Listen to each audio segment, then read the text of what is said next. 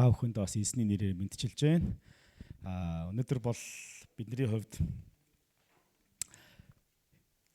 Христ итгэлийн маш чухал сар болох Христийн мэндэлсэн баярын сар руу орж байгаа юм гайхалтай өдрүүд үргэлжилж байна. 12 сар гэдэг бол Христ гэж бидний хувьд их утга учиртай. Яагаад гэвэл Иесус Христийн мэндэлсэн баярыг бид нар 12 сард тэмдэглэдэг. Тэг яагаад ер нь Иесус Христийн мэндэлсэн баярыг 12 сард тэмдэглэдэг юм болоо? Та бүхэн бодож үзчихсэн үү энэ талаар?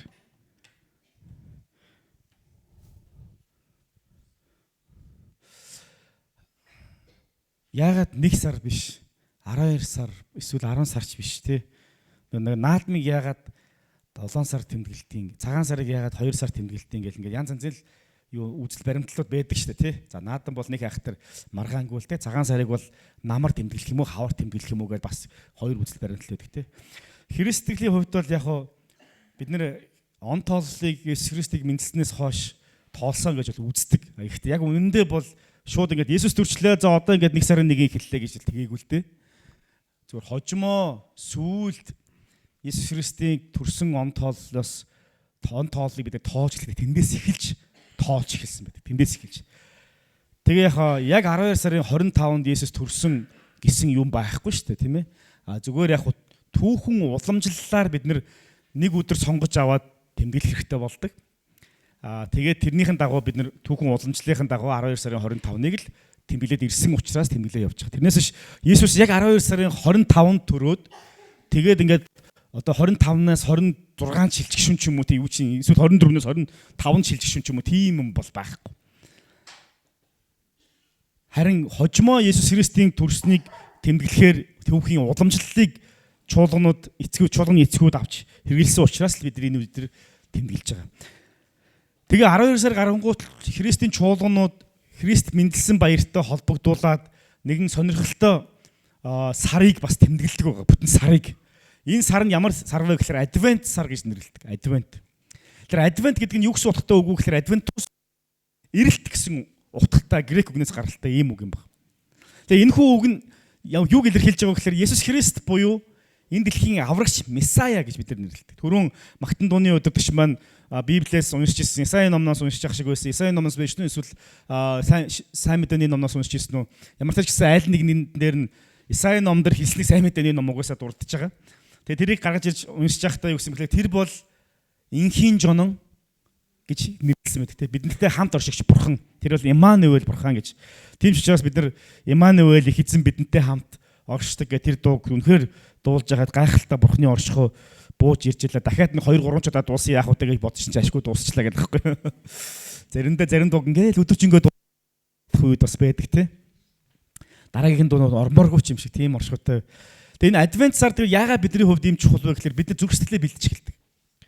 Өөрөөр хэлэх юм бол хэрвээ бид хэн нэгэн хүндтэй зочин манад зочлон ирэх юм бол ирэхийн тулд эрхийг сонсох юм бол бид гэр орноо бэлдэж эхэлдэг шүү дээ. Заримдаа манай хүмүүс бас тэгдэг. Бид нар гэр орноо ингээл шалмал агаагаад хэлэх юм аав ээж яах ч манад хүн ирэх гэж байгаа юм уу гэдэг л. Ер нь бол тийм гээ те. Жирийн үед баг угаадаггүй юм шиг л тийм. Ер нь л угааж байгаа шүү дээ. Гэхдээ аав ээж өөрөө цэвэрлээд эхлэх юм бол өөрөөсөө цэвэрлээд эхлэх юм бол арай жоохон нарийн цэвэрлж эхэлж байна те. Ямар нэгэн юм болох гэж байна. Эсвэл гівгэнд зайлуу гэл шалаагаар гэх юм бол яасан нэрэг гялс хүн ирэх гэж байгаа юм уу гэдэг нэг тийм ийм үгийн сэтгэл зүй рүү орж эхэлдэг.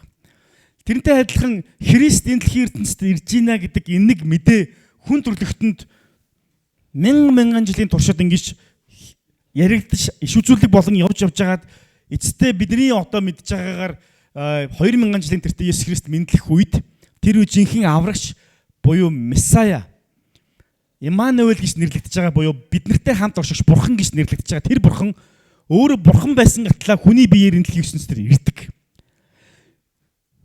Тэгээ Иесус Христ тэр үед ирсэн.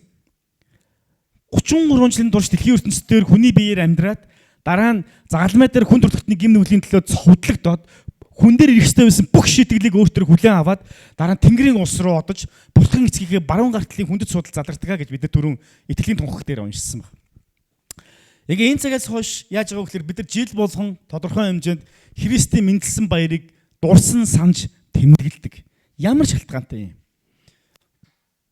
Яагаад гэвэл хэрвээ бид Христ итгэлийг Иесус Христийн хийсэн бүх зүйл бидний итгэлийн амьдралын суурь гэж үзэх юм бол Энэ нь ямар утга учиртай байсан бэ гэдэг бид санах хэрэгтэй болдог. Заримдаа Христ итгэл бидний амьдрал зүгээр амьдралын хэм маяг болцсон байдаг. Сайн, муу биш. Энэ бол маш сайн. Бас заримдаа Христ итгэл зүгээр бидний амьдралын байдаг нэг философи болцсон байдаг. Бас л муу биш, энэ бас сайн. Заримдаа энэ зүгээр бидний амьдралын хиллэг болцсон байдаг. Амнаас нь гарч идэг. Арайч бид нар Монгол христч хүмүүс уулга алдаж хараал хэлэхдээ англи дээр байдаг муухай хараалуудыг бол хилдэггүй одоо юу гэдгийг те янз янзын хараалуудыг. Гэтэ ямар ч байсан бидний амнаас гарч байгаа бурхан ивэг бурхан чамайг өрөөх болтугай. Амен, халелуя гэх мэтчлэн Христ итгэлтэй холбоотой зарим нэг талаасаа шашинлаг гэж хэлмээр нөгөө талаасаа бидний итгэл үнэмшлийг тод томроор харуулах тэр үгсүүдийг бид нар заримдаа юу ч бодохгүйгээр урсгаж яддаг. Амен гэх гол амен. Юунд яг амени тэ? Зарим хүмүүс амен гэдэг үгийг чи санал нэгтэй байна уу гэдэг утгаараа асуудаг. Гэхдээ ихэнхдээ бол би бол юу ч асуудаг гэхээр бурхны үгэнд бид нар амен гэх ёстой ер нь бол. Өөрөөр хэлбэл бид нар бие биентэйгээ нэг юм ярьсан амен гэнгүүт нөгөөт нь тийм би ойлгосон гэдэг нь амен гэж хариулдаггүй. Энэ л манай чуулганы онцлог биш. Бид юунд амен гэдэг үг бурхны үг бидний амьдрал дээр ирэх үед, бурхны үг тунхаглах үед, бурхны үгийг бид сонсох үед бурхны үгэнд хандаад бид амен. Бид итгэлээрээ хүлээн зөвшөөрж байна. Би илэгдэх болтугай гэж бид нар хүлээж авдаг байна. Тэгээ бидний хэлж байгаа амен хүртэл яг утга учиртайгаар хэлэгддэг. Бид нар халелуя гэж хэлэхдээ бурхан алдарч болтугай гэсэн энэхүү үгийг хэлэхдээ үнэнхээр л бурхан алдарч болтугай гэж бол хэлдэг. А гэхдээ бидний амьдралд иймэрхүү хиллэгнүүд бурхан ивэх болтугай эсвэл намайг уучлаарай. Заримдаа биднийг намайг уучлаар гэдэг үг маань бидний зүрхэнтэй уйлдахгүйгээр гарах тохиолдол байдаг. Би манай охин байсан санагдаж байна. Дунд охин маань багада нэг уучлаарай гэж хэлэх үгийг их дүлж байгаад хэлжсэнийг санаж байна. Тэгээд хэлснийхэн дараа ингээд шархиртлаа уйлж исэн. Өөрөөр хэлбэл тэр үг нь яг зүрхтэй холбогдож байгаа. Зүрхтэй холбогдож байгаа учраас зүрхнийх нь тэр нэг нарийн утсыг нь хөндөө тэндээс нь нулимс гарч байгаа. Заримдаа бид нар зүгээр л за уучлалчаач юун сүртэй ингэж хэлэх үе тохиол байдаг те. Яг үнэхээр уучлаарай гэж байгааг үл мэдхгүй. Заримдаа бид нар зүгээр л хүнийг за би чамайг уучлсан. Тэгтээ хараа нь бол цааталтай яах вэ? Тэгтээ чи мэдчихэж байгаа үсттэй гэсэн. Христ сэтгэлийн маань зарим нэг үг үйлдэл хэлбэрүүд маань амьдралын зүгээр л нэг юм байдаг хэлбэрүүд болоод тогтцсон заншлууд бас бидэрт байх. Есүс Христийг ирэх энэ үйлрэлд бид юугаа бэлтгэх ёстой вэ? Бид өөрсдийнхээ итгэлийг бэлтгэх ёстой. Бид өөрсдийнхээ үг хэл яриагаа бэлтгэх ёстой. Бид өөрсдийнхээ зүрх сэтгэлийг бэлтгэх ёстой. Аль хэдийнэ бидэрт зүгээр л уламжлалт болоод тогтцсон байгаа тэр ёс заншлуудыг харин зүрх сэтгэлийнхэн гүнд итгэлийнхэн үтгэл үнэмшилтэйгээ холбох нь энэ баярын нэг чухал утга учир. Тэрээс зүгээр нэг улаан өнгийн тайган хэлбэртэй хончны тайг мэт тэр нөгөө нэг Есүс ирэх үед хончид Есүс дээр очиж магтсан шиг те тэр хончдыг сануулсан тайган хэлбэртэй чихрийг зардаг. Эсвэл гацуур модоо чимэглээд мөнх амийг бэлгэцэн тэр гацуур модыг чимэглээд маш олон гой чимэглэлүүдийг хийгэж Есүс Христээр очиж нөгөө дорны мэрэгдүүд Есүс бэлэг өгсөн тэр бэлгүүдийг дурсан санаж тэрнийг гацуур модыг чимэглэх зүгээр л тийм юм чимэглэдэг баяр. Эсвэл зүгээр тэдний орой дээр байгаа тэр од таван ушиг бид нар одыг бэлгэдэг. Тэг Есүс Христийн төрсөн малын твшний байр дэрний дээр байрлах тэр тэнгэрт шинэ од гарсныг бэлэгдэж байгаа тэрнийг гацуур болон одыг засдаг. Зүгээр л нэг ийм баяр наадмын шинж чанартай баяр юм уу? Үнэхээр Есүс миний амьдралд одоо ч яг шинээрээ мэдтэлж байгаа. Тэгээ би яг тэр бэлгнүүд шиг би өөрийнхөө амьдралыг өөрт байгаа сайн бохны эзэндээ бэлэг болгон авчирч байна. Тэгээд Есүс Христ надад мөнх амийг өгсөн тэр гацуур мод шиг тэр мөнх амийг надад өгсөнд би итгэж байна.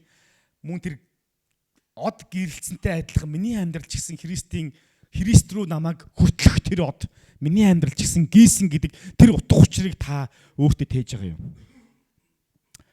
Христийн ирж ийн гэдэг энэ мэдээ бол бид нар зүрх сэтгэлээ дахин цэгнэх, шалгах, дахиад хазааж ирсэн шугамаа буцаагаад явах ёстой тэр зам дээрээ чиглэл дээр авчрах хэлдэг. Заримдаа хөтөө явж байгаа бид нар ингээд энэ GPS ч юм уу газрын зураг харахгүй явж байгаад шорон зам дээр ингээд төөрцөн явж байгаа тохиолдол байдаг. Шөнө өрөөний цагаар. Тэгэл хэсэг хэсэгхэн зогсно. За одоо бид нар хаана гэж хараадах юм. Өө жоохон тийшээ хазарцсан байна. Одоо бид нар харин яг зүгээр чиглүүлэх ёстой. Саяхан бид нар Увс аймаг руу ховдоос манай илгээлтийн багийнхан явж исэн чинь бид нар нэлээд харанхуй болчиход. Тэгээ бид нар нэг л гой зам дагаа яваад байсан. Нэг л их гой зам байсан. Тэгтэл бид нар энэ арай л жоохон зүүн тишгээ яваад байна уу та гэсэн чинь харин тийм ээ гэж бид нар тэгэл яваал гэсэн ер нь бол. Тэгээ явж ер нь нэг зогсоод харъя гэд газрын зургийг харсан чинь нэрэл бид нар зүүн тишгээ явцсан байсан. Тэгээ бид нар ойрхон зам байгааг харангуйтлаа шууд яасан бэхээр тэр зам руу хазааж үндсэн зам руугаа орсон баг. Өшөө хол явах тусам бид нар үндсэн зам руугаа ороход төдий хэрээр хэцүү байдаг. Бид Христ итгэлтэй хүмүүс өөрсдийнх нь зүрх сэтгэл амьдралын хэм маяг үзэл бодол үг хэл яриа энэ бүх зүйлээ Бурхны хүсэж байгаа тэр зам чиглэл дээр үе бид нар санаж энэ чиглэлээ дахин тодорхойлж, дахин шинчилж, дахин тавих нь бидний хувьд чухал. Заримдаа зүгээр л нэг хэм маяг болсон учраас бид зүгээр л даслаараа дадал болсон хэм маягаараа альва зүйлсүүдийг хийсээр байгаад нэг мэдэхэд бид нар алсуурхандаа явах ёстой замаас хазуугаад явсан бас утга учираа мартсан тийм тохиолдлууд байдаг. Өнөөдөр би та бүхэнд зүрх сэтгэлийнхаа нэг чухал Бурхны явах ёстой зам дээр тавих ёстой нэг чухал салбарыг дахин ярихыг хүсэж байна. Адвент буюу эзэн Есүс Христийн ирэлтийн энэ үед бүгдээрээ хамтдаа дахин энэ жилийнхаа Бурхан бидэнд сануулсан үрийг харцгаая, санацгаая. Энэ жил бол бид нар яана гэлээ? Яаж нөхрөлтийг Битаний урагчуулсан гэж ярьлаа. Бурхны үг ба юу гэсэн бэ?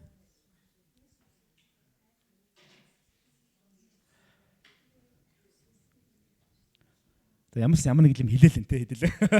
Яг юу гэдгийг мэддэхгүй. Нэг Монгол залбирал гэж та бүхэн сонсч ирсэн. Солонгос залбирал, Монгол залбирал, Америк залбирал гэдэг ингэ залбирал өөр гэсэн онцлогтой байдгийг. Солонгос залбирал бол маш тийм хүчтэй, чанга ийм залбирлал байдаг те. Монгол залбирлууд ямар ийм мэдхүү онцлог нь. Монгол залбирлууд ямар байдаг вэ гэхээр ямарсан залбирж байгаад. Гэтэ яг юу залбирж байгааг мэддэхгүй заяа. Ингээл ямарсан дуугаа бол байхгүй. Дуутаа. Гэхдээ яг юу залбираад байгаа нь тодорхой биш. Тэгтэл залбирдаг нэг ийм онцлогтой. Хэрвээ та бүхэн анзаарах юм бол яг тийм байна. Монгол хүмүүс бүгд хамт залбирангууд ямарсан залбирж байгаа нь мэддэгдээд байдаг байхгүй юу? Ямар нэг юм яриад байгаа нь мэддэгдэг. Гэхдээ сонсогдохгүй, юу гэж байгааг нь мэддэггүй. Чимээгүй хүн шиг. Тэгтээ дугаа олцдоггүй бас. Яг тийм хариулт сая сонсогдлоо. Бид нэр Бурхны хайраар нөхөрлөх талаар энэ жил бол ярьж байгаа. Бид нэр манай Битаний ургач чуулган бол эзэн дотор нөхөрлөх, эзэн дотор эвнэгдэлтэй байх, эзэн дотор бие биентэйгээ ойрхон байх талаар ярьдаг. Өнөө өглөө би та бүхэн мэдж байгаа бол нөгөө алдарч зураачийн зурсан эцсийн зоог гэдэг зургийг ингээд нэлээд ажиглалаа. Last Supper гэдэг та нар харсан ба тэ. Эцсийн зоог зурган дээр харахад ингээд хүмүүс гой хоорондоо юм яриад, талах идэл, дар суугаал, Есүс голтон суудсан, нөгөөдөл чи хоорондоо юм яриад, Есүс рүү чиглээл, юм асуугаал, гар нь Есүс рүү заагаал, тэгэл тэгж байгааг сонирхолтой төвх зураг байсан. Тэгээ энэ зураг надад юуг сануулж байгаа гэхээр Үйлс номын 20 дугаар бүлгийн 42-оос 47 дугаар ишлэлийг маш сайн тодор сануулсан. Яг одоо Үйлс номон дээр аль хэдийн Есүс Христ тэнгэр рүү доддсон байсан л да. Гэхдээ түүнээс хойш Есүс Христийн дагалдагч нарын авч үлдэж сурсан нэг чухал зүйл байгаа. Би эндээс та бүхэнд уншиж өгье. Үйлс 2 дугаар бүлгийн 42-оос 47. Тэд элч нарын сургаалд мөн нөхөрлөлд талах хуваалт, залбиралд өөртөө зориулдаг байлаа гэжсэн. Хүн бүрд айдас байлаа. Учир нь элч нараар олон гайхамшиг тэмдэг үйлдэгдэж байв. Итгэсэн бүгд хамтаараа байцгаан бүх юм нийтийнх байв. Хэн нэгэнд хэрэгцээ гарах үед эзэмшил өмч хөрөнгөө худалдаж түүнийг бүгдэд тэд түгээдэг байлаа. Өдөр бүр тэд нэг сэтгэлээр сүмд цуглаж, талхаа айлуудад хувааж, талархал хийгээд өгөөмөр зүрхээр хооллолцгоон, Бурхныг магтан хамаг ардын хайр хүндэтгэлийг олж байв. Эзэн аврагдагчдыг тэдэн дээр өдрөөс өдөрт нэмэгдүүлж байлаа гэж. Есүс Христийн дагалдагч нар эзэн Есүс Христ хурж ирээд өөрийнх нь дагалдагчид 3 жил зааж сургаад тэгээ тэнгэр рүү додсны дараа тэдэд юу авч үлдсэн бэ? Ямар өв авч үлдсэн бэ? Хайрын нөхөрлөл. Есүс загалмай дээр цовдлогдоод нас бараад дахиад амьлаад тэнгэр рүү додсны дараа тэд авч үлдсэн нэг чухал зүйл байсан. Тэд амар сайн авралын за тарааж шүүлтсэн үү? Амар мундаг номлогч нар болсон уу? Бүр ингээд хүн гайхам тийм одоо юу гэх юм гайхамшиг үйлдэх хүмүүс болсон уу? Эсвэл мундаг теологч нар онол судлаач нар болсон уу? Уран зохиолч нар зохиол бичдэг хүмүүс гарч ирсэн үү? Үгүй. Хамгийн түрүүнд тэдний хийж байгаа нэг чухал зүйл байгаа. Тэд элч нарын хүлд суугаад сургаал сонсоод нөхөрлөөд хамт залбираад байгаа зүйлсээ бие биентэй хуваалцдаг зүйлстэй хийдэг. Мэдээж хэрэг Үүс номын 2 дугаар бүлгийн ихэнх хэсгээр болохоор Ёел наман дээр амсанчлан бурхны амсанчлан би эцсийн өдөртөд тэднэр дээр өөрийн ариун сүнсийг буулгаад тэгээд хөвгүүд охтууд нь иш үзүүлж өвгт ахмадууд нь зүүдлэнэ гэж хэлсэн. Тэрнийг иш үзүүлэг биелээ болсон. Тэр биелээ оолол дотор Петр босч ирээд айц зугатаагаад би наад Есүсийг чинь танихгүй гэж хэлээд хараал хэлээд гурамтаа урвсан Петр тэнд босч ирээд ах トゥ нараа гэж хэлээд эзний үгийг дамжуулдаг. Тэгээд эндээс хойш юу болж байгаа гэхээр ах トゥ нар нэг сонирхолтой зүйл хийж байгаа. Тэр нь нөхөрлөл. Өнөөдөр бид Христ доторх жинхэнэ нөхөрлөл гэж юу вэ гэдэг талаар хальтгаан богинохон хугацаанд ч гэсэн зөвхөн дахин нэг санацгаая. Христ доторх жинхэнэ нөхөрлөл гэж юу юм бэ? Мөн үүнд юу саад болдог? Бид хэрхэн Христ дотор жинхэнэ нөхөрлөх ёстой вэ? Үүний үр жимс нь юу вэ гэдэг талаар зөвмөр анхаарлаа хандуулцгаая. Христ доторх жинхэнэ нөхөрлөл. Иохан номын 13 дугаар бүлгийн 34-өөс 35 дугаар эшлэлдэр нэг ийм сонирхолтой үг тушаалыг эзэн Есүс Христ өөрийнхөө шав дагалдагч гэж өөрийгөө бодож байгаа хүмүүст хандж хэлсэн. Тэгэхээр би энэ дотор сууж байгаа хүмүүс өөрсдөө Есүс Христийн дагалдагч нараа гэж өөрийгөө боддог гэж итгэж байна. Би биенээ хайрлагтун. Би та нарыг яаж хайрлсан адил та нар мөн би биенээ хайрлагтун гэсэн шин тушаалыг би та нарт өгч байна. Би биендээ хайртай байваас та нарыг миний шав гэдгийг үгээр чинь бүгд мэдэх болно гэж хэлсэн. Яагаад Есүс ийм чухал тушаалыг ийм сериосны буюу маш чухал байдлаар дагалдагч заасан бэ? Есүс Христийн энэ дэлхий дээр ирсэн зорилго нь юу байсан бэ? Зорилго нь хаанчлалын сайн мэдээг дэлгэрүүлж хүн төрлөختний гим нүглийг өөр дээрээ аваад шийтгэлийг нь аваад хүн төрлөخت нь амар тайван тэр авралыг өгөх зорилготой байсан. Үүн дотор бусад бүх зүйлсүүд нь оршиж байгаа. Тэгээ үүнийг хийх нэг практик алхам байна. Манайхаа. Практик алхам. Үүний нэг хийх практик алхмынх нь хэд хэдэн практик алхмууд байгаа. Мэдээж сайн мэдээ тараах, дагалдагч бэлтгэх, магтан дуулах, бидний ариун үйлчлүүд, номлол, сонсох, Библи унших, өөр юу гэдгийг бусад нөгөө нэг мундаг гой зүйлсүүд маш сайн бид нар үүнийг хийх ёстой. Тэгээ үүний зэрэгцээр нэг чухал практик алхам нь юу гэхээр нөхөрлөл. Би бинийгээ хайрлах, би бинийгээ хүлээн авах, би бинтэйгээ нөхөрлөх гэдэг.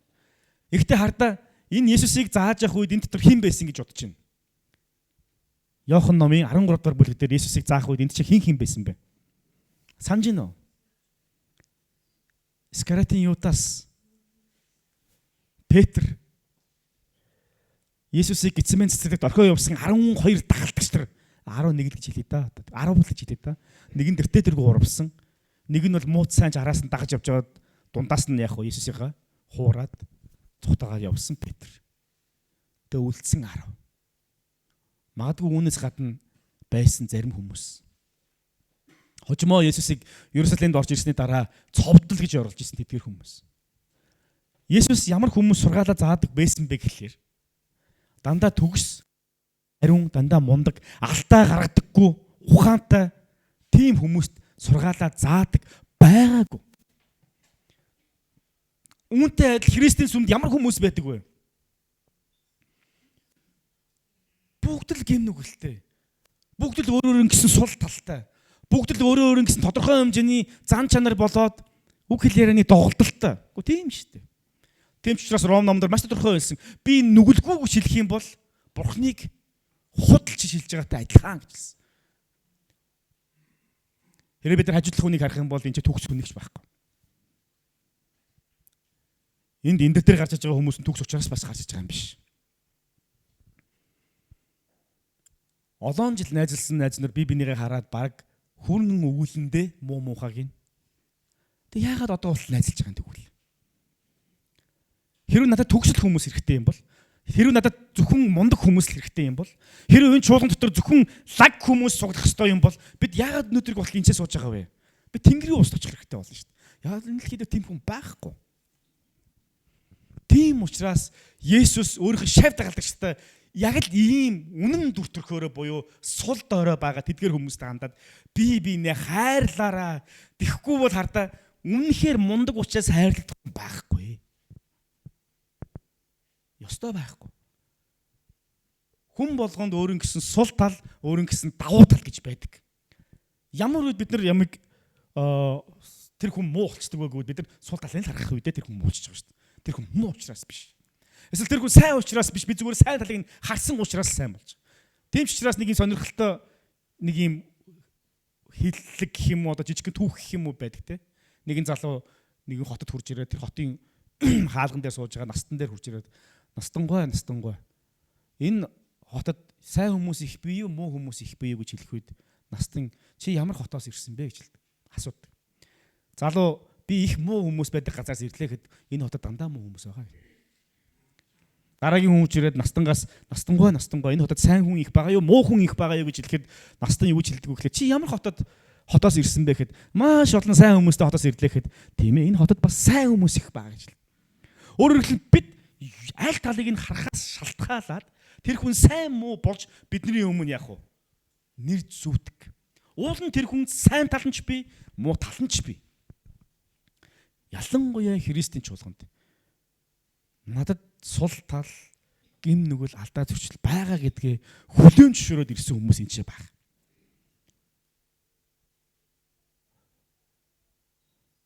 Өөрөөр хэлэх юм бол хэрвээ бид нэр ямар нэгэн шүүх хурлын өмнө очиж байгаа бол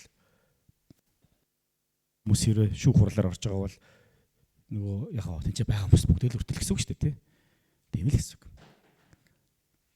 Санаа нь бид нар бие биенийгээ хүлээж авахад бид нар бие биенийгээ хайрлаж хүлээж авахад тэр хүн хинбэ гэдэг нь бус. Харин тэр хүний цаана байгаа Христ хинбэ? Христ байсан бол яах байсан бэ гэдэг шалтгаан нь биднэрт маш их чухал юм. 1-р зууны үед иш үзэл элч Иохан бидний мэдж байгаагаар хамгийн сүүлд зам ёсороо буюу өндөр наслаад дараа нь тэнгэр рүү одсон элч нарын цорын ганц элч болох Иохан 1-р Иохан 4-р бүлгийн 7-8 дахь эшлэлээр ийхүү сургаалыг айлтсан байдаг. Хайртууд минь бие биенээ хайрлацгаая. Учир нь хайр бол Бурханаас ирдэг. Хайрладаг хүн бүр Бурханаас төрсөн бөгөөд Бурханыг таньдаг. Эс хайрлагч нь Бурханыг таньдаггүй. Учир нь Бурхан бол хайр юм ажилсан. Яг энэ үгийг нь сонсохын тулд маш олон синагогууд буюу тухайн үеийн чуулганууд Иоханыг дамнарган дээр авчиж номлуулдаг байсан гэж явган яриа байдаг. Нам дамжсан одоо домог яриа. Хайрт хүүхдүүд минь бие биеэ хайрлацгаа гэж. Олон хүүхдтэй айлбал мэднэ. Манайх тийм олон биш л та. Гэхдээ 3 хүүхд хоорондоо бас л олон хүүхчгэл амьдэрдэг заримдаа. Тэгээ бие биентэйгээ муудалцсан. Тэгээ бие биентэйгээ муудалцах шалтгаан нь айгүй тодорхой. Айгүй тийм үнэн бодит. Ягаад гэвэл нэг нь нөгөөдөө юм өгөөгүй учраас. Ягаад гэвэл нэг нь нөгөөдхөө гомдоосон учраас. Ягаад гэвэл нэг нь нөгөөдхөн дургуг нь хүргэсэн учраас. Ягаад гэвэл нэг нь нөгөөдөө байгаа юм хуваалцаагүй учраас. Маш тодорхой, маш тийм бодиттой шалтгааны улмаас тэд хоорондоо муудалцдаг. Аав ээснэр болохоор маш бодиттой бус шалтгаанаар тэднийг эвлэрүүлдэг. Ихчийгээ хайрлаач. Дүү чинь үздэй. Тэ? Ах чинь үздэй. Гэх мэт шин шалтгаанаар. Есүс ч гэсэн бидэрт гэж хэлдэг. Та нар ах トゥ нар шүү дээ. Бие биенээ хайрлаарай гэж. Бие биенээ хайрлаа. Яагаад гэвэл Бурхан эцэг чинь өөрөө хайрын Бурхан учраас хэрэг Бурханыг таньдаг бол тэр хүн хайрлана. Хэрэг Бурханыг таньдаггүй бол хайрлахгүй байж магадгүй. Гэдэг маш том шалтгааныг бидэрт бол зааж өгдөг.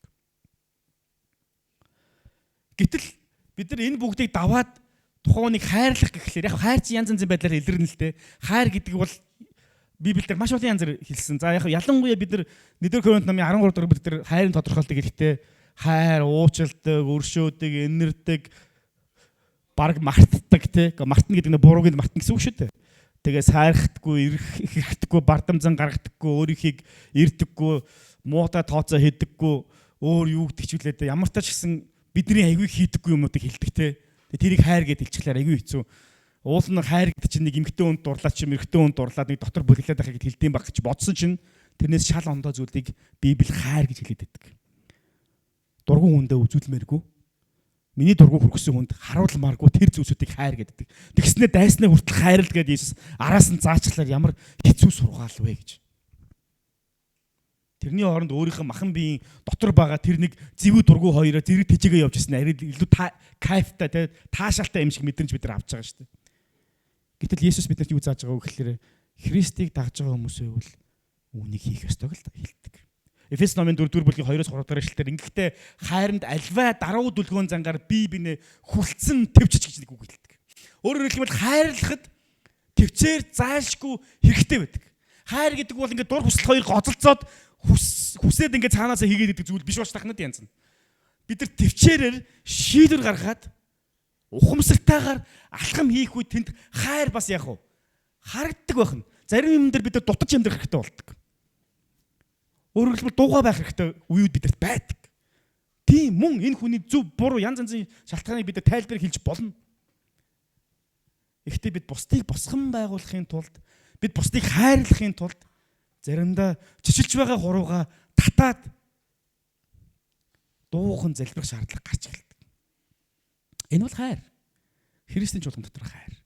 Энэ хайр зөвхөн Христийн чуулган дотор гэлтэхгүй бидний эргэн тойронд дотор ч гэсэн явах ёстой. Яагаад гэвэл бид нар Христийн чуулган дотор Христийн хайр бэлгсэн газар бие биенээ хайрлах гэж зүдэрч ямар хэцүү байгаа вэ? Гэтэл тэр хайр чинь энэ чуулганы гаданд бидний эргэн тойронд бүр их хэрэгцээтэй байгаа шүү дээ. Бусдыг хүлээж авах. Бусдын зов зүдэрсэн үед нь нуруунд дээр нь алгадаад за яах вэ? Нэг алдчихлаа. Дахиад босоод ир гэж хэлэх. Урамшуулах үед бүх хүмүүс чулуу бариад одоо энийг газар дээр нь чулуудаад алчий гэд завхаарч гисэн эмэгтэйг сүмийн уртлын талбай дээр байх үед нь Есүс бараг л өмөрсөн шүү дээ. Тэ? Өмөрсөн. Нүгэлгүй учраас уу? Үгүй.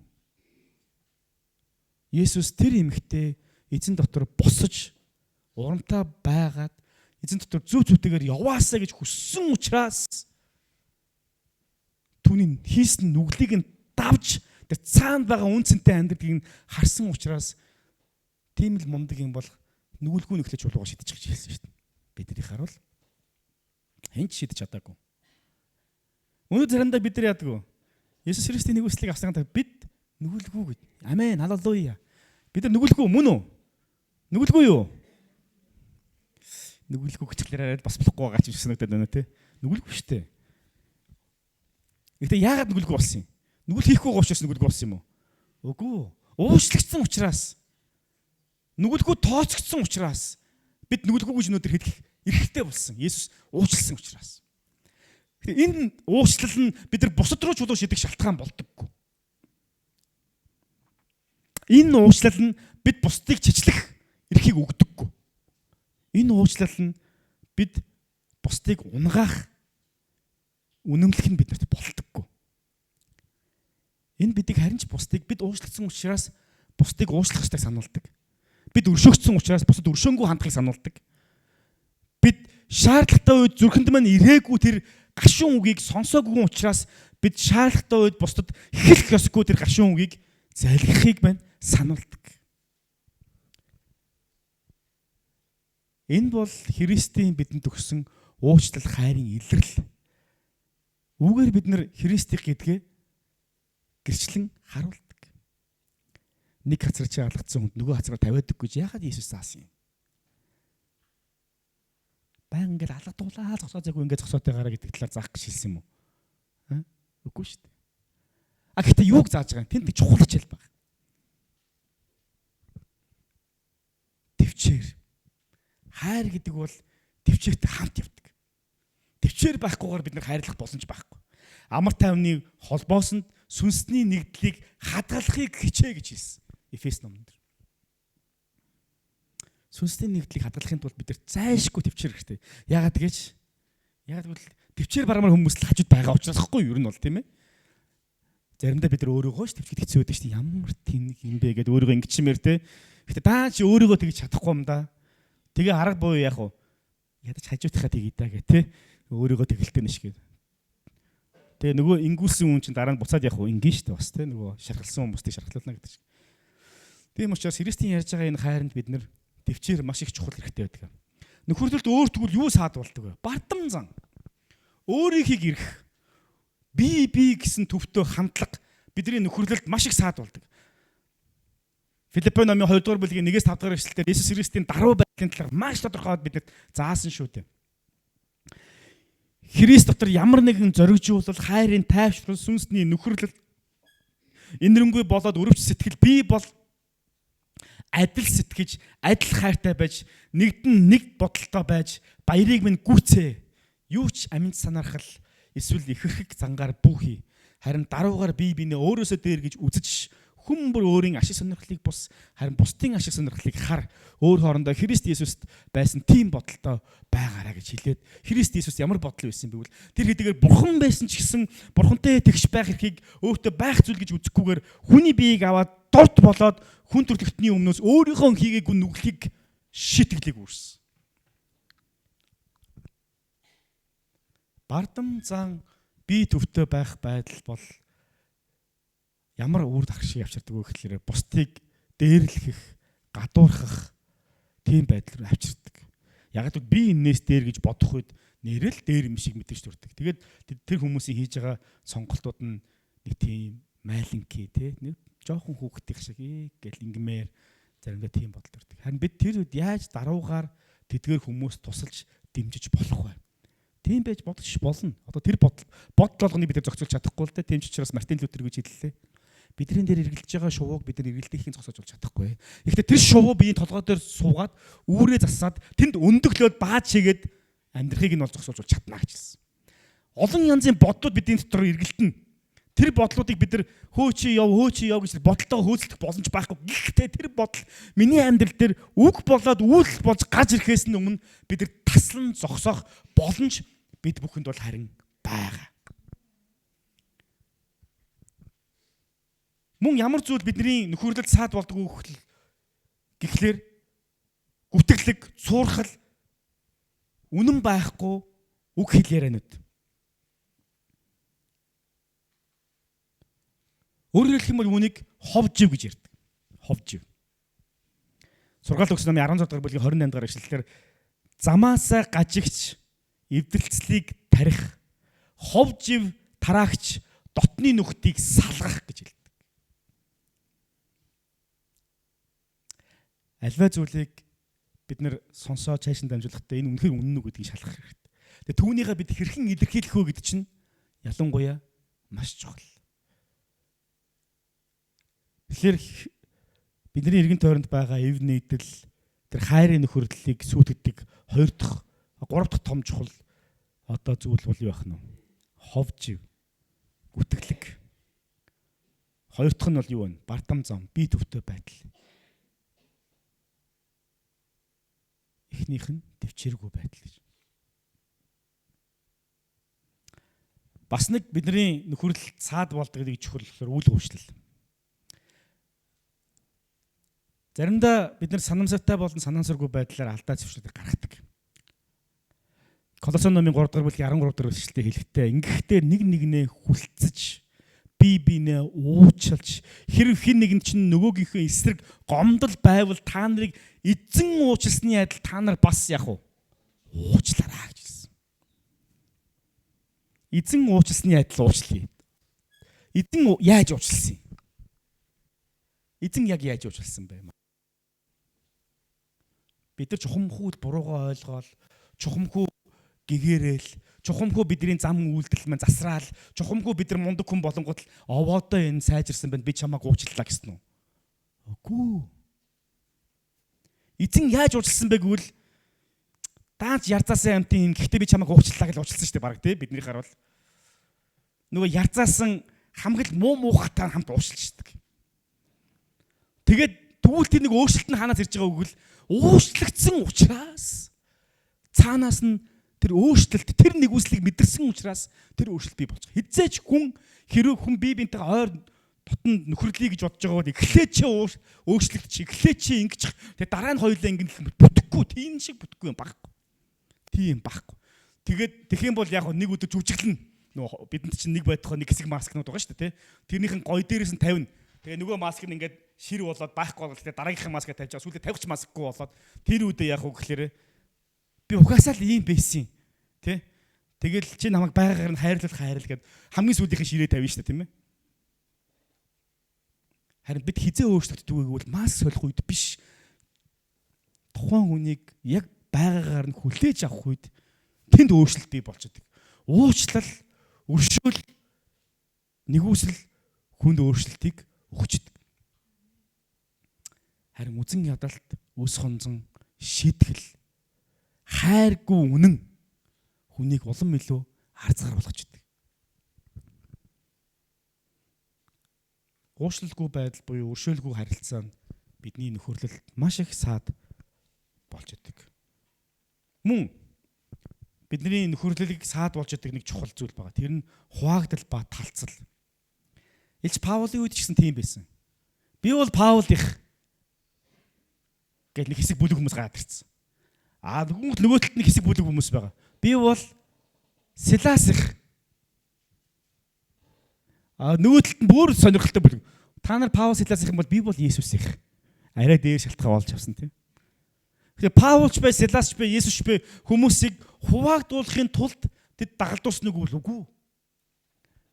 Заримдаа бидний авиас чадвар, заримдаа бидний боломж болцоонууд өөрийнхөө хаанчлалыг барьж, өөрийгөө дүүлгэж, өөрийгөө мундаг болгоод, овоолсон том болгоод, тэгээд тэрнээсээ болоод бүхэл байсан зүйлсүүдийг өөрийнхөө овоолсныхын хэрэгээр ингэж тастаж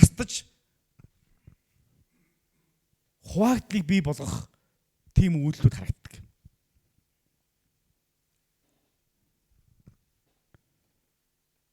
Нэгдүгээр Коринт номын 1-р бүлгийн 10-р эшлэлээр ах トゥ нараа та нар бүгд адил юм ярьж бас өөр хоорондоо хагаралгүй байж харин адил бодол, адил шүүлт дор нэгт нэгдэхийг бидний эзэн Есүс Христийн нэрээр та нараас хүсэмжлэн гуйя гэж Илч Паул Коринтынхнаас маш тодорхой хэлсэн.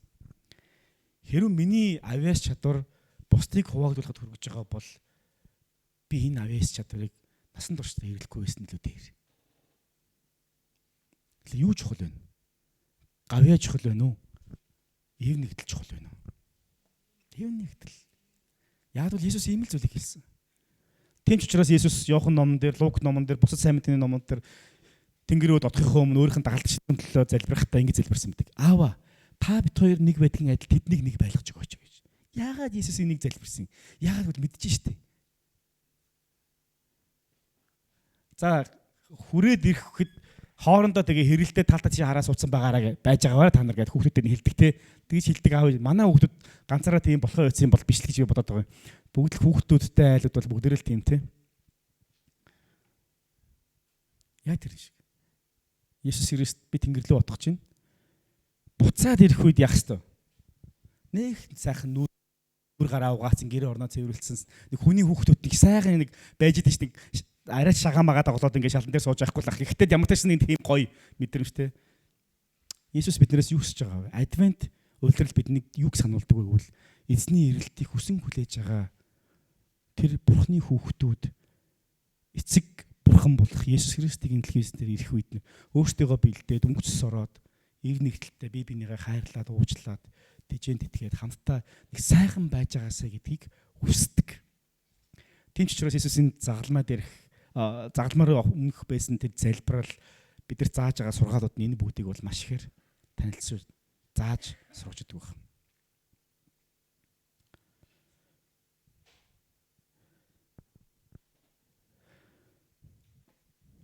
Есүс Христ өөрийнхөө тушаалыг бидэнд өгөхдөө маш чухал тушаалуудыг өгсөн. Хайрал, уучлал, үнэн бай, үннийг хэлэхдээ хайр дотор бай гэх мэтчлэн олон заавар зөвлөгөөнд бол бидэрт өгсөн. Би нэг л зүйлийг өнөөдөр та бүхэнд нэмээд ярмаар байна. Тэр нь энэ нөхөрлөл дотор биднэрт юу өрдөг вэ гэдгийг хэлмээр байна. Нэгдүгээрт нь энэ нөхөрлөл дотор, ив нэгдэл дотор амар тайван ирдэг. Амар тайван. Сүнсний нэгдлийг инх тайвны амар тайвны холбоосоор бидэрт ингэж нэгтгсэн гэдэг талаар Эфес номдод тодорхойлсон байдаг. Бид ив нэгдэлтэй байх үед, хайрлах үед бусдаа энэ зөвхөн чуулганы асуудал биш шүү. Гэр бүл дотроо, гадагшаа хамт олон дотроо, найз нөхдөд дотроо ив нэгдэлтэй байх үед тэнд амар тайван бий болж идэг. Адгийн наазах нь тэр ингээр явж ин би тэр ингээр явна гэж болтох шаардлагагүй шүү дээ. Амар тайван. Ив нэгдэл биднэрт амар тайвныг өгч өгдөг. Хэв та амар тайван байхгүй байна уу? Танд ямар нэгэн газар очиж амар тайван байхгүй бол тэнд ив нэгдэл байна уу гэдгийг шаналах хэрэгтэй. Үнэхээр ив нэгдэл байна уу? Танаас тийм ч учраас эзэн юу гэсэн лээ?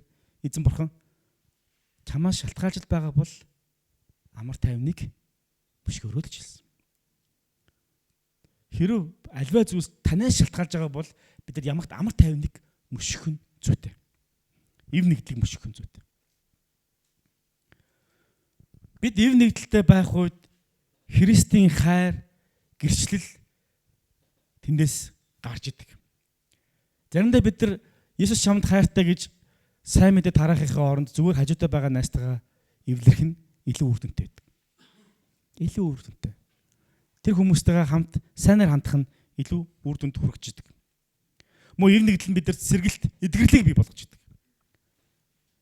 Би бидээ нүглээ хүлээн шүүж, би биенийхэн төлөө залбир. Ингэснээр та нар эдгэрнэ, уучлагдана гэж Яаков номон дээр маш тодорхой хэлсэн байна.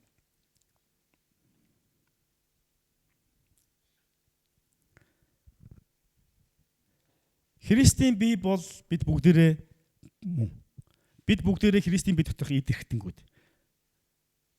Ямар үед хавдар, ямар үед энэ эдгээдч бошгүй арсар том юм системийн өвчнгүүд бий болдог гэхлээр хоорондоо бие биенийхээ эсрэг ажиллах үед. Хүний биеийн эдгэрхтэнгүүд бие биенийхээ эсрэг ажиллах үед. Дотор байгаа нэг эрхтнийгээ гадны их гэж бодох үед. Тэнцээ юу болж байгаа гэхээр маш олон өвчлөлүүд бий болж байгаа. Тэгээ энийг эдгэхэд аягүй хэцүү. Тэнч учраас Есүс юу хэлсэн бэ? Хаанчлагын дотор хагаралтах нь тэр хаанчлалын сүүж унах дохой юм аа гэж хэлсэн. Энэ жил бол Бетаний урагш чуулганы хувьд ямар жил вэ гэхээр эзний хайр дотор нөхөрлөх жил. Бүгдөө төгс болцсон учраас мундаг болцсон учраас биш ээ. Харин Есүс хэлсэн учраас. Тэгээ цөмөр хамтдаа өөрийнхөө амьдрал дээр зөвхөн сүм чуулган дээр ч гэлтэхгүй амьдрал дээр гэр бүл дотроо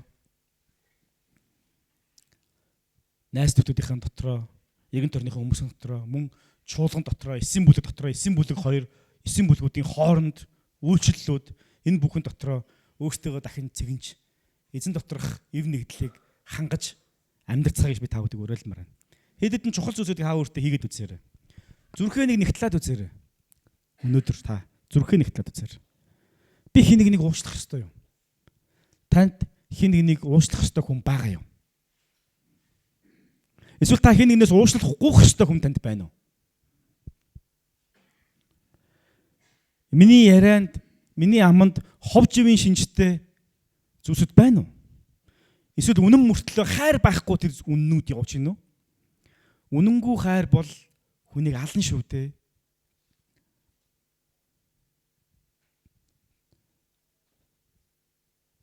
Хайргүй үнэн, үнэнгүй хайр аль аль нь хүнд маш хортоо ордог. Тийм учраас энэ хоёулаа зэрэг байх хэрэгтэй. Миний амьдралд нөхөрлөл, ив нэгдлийг тижээх ямар нэгэн зүйлс байна уу? Эсвэл ив нэгдлийг хагаргах зүйлсүүд миний амьдралд байна уу? Өөрөөсөө асууцгаая. Өөртөө цөмөр хянцгаая. Өөрхөн гэр бүлдээ, найз нөхдүүдийнхөө дунд ажил хөдөлмөр дээр би ив нэгдлийг тогтоогч мөн үү гэдгээ цөмөрөө хянцгаая энэ цагт. Хамтдаа эзний өмнө ирээд залбирцгаая. Одоо залбирхтаа цөмөрөө яг саний асуултуудыг эзний өмнө ирээд асууя. Эзэн минь миний зүрхэнд үнэхээр эдгээр зүйлсүүд байна та надад хэлж өгөөч.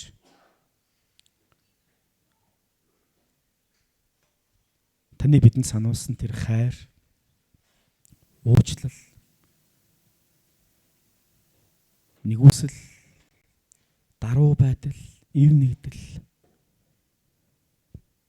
эзэн минь миний зүрхэнд байгаа юу? Эсвэл огт байхгүй байна. Үүний эсрэг зүйлс миний амьдралд байна уу гэдгийг та хэлж өгөөч. хин нэг уучлах ёстой хүн байна уу аава? Бас би хин нэгнээс уучлахгүй байх ёстой юу? Эзэн минь сануулж хэлж өгөөч. Та энэ дэлхийг орхин одож эцэг бурхны баруун гартлыг хүндэт судал залрахаар явахдаа аава бид нэг байдгийн адил тэднийг мөн нэм байлгаач гэж таасан. Христийн биеийн нэг эргэтэн биеийн эргэтнүүд болохын хувьд их эзэн минь бид бас таны дотор нэгдмэл байж энэхүү адвент буюу таны эргэлтийг ухтан хүлээж байгаа энэ улиралд зүрх сэтгэлээ бэлдэж бид нар уур амьсгалаа бэлдэж нөхөрлөлөө бэлдэж таныг ухтахыг хүсэж байна. Үнэн сэтгэлийг та бидний амьдралд бий болгооч.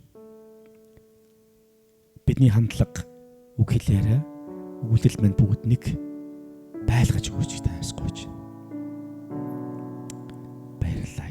Есүсийн нэрээр залбирлаа. Амен.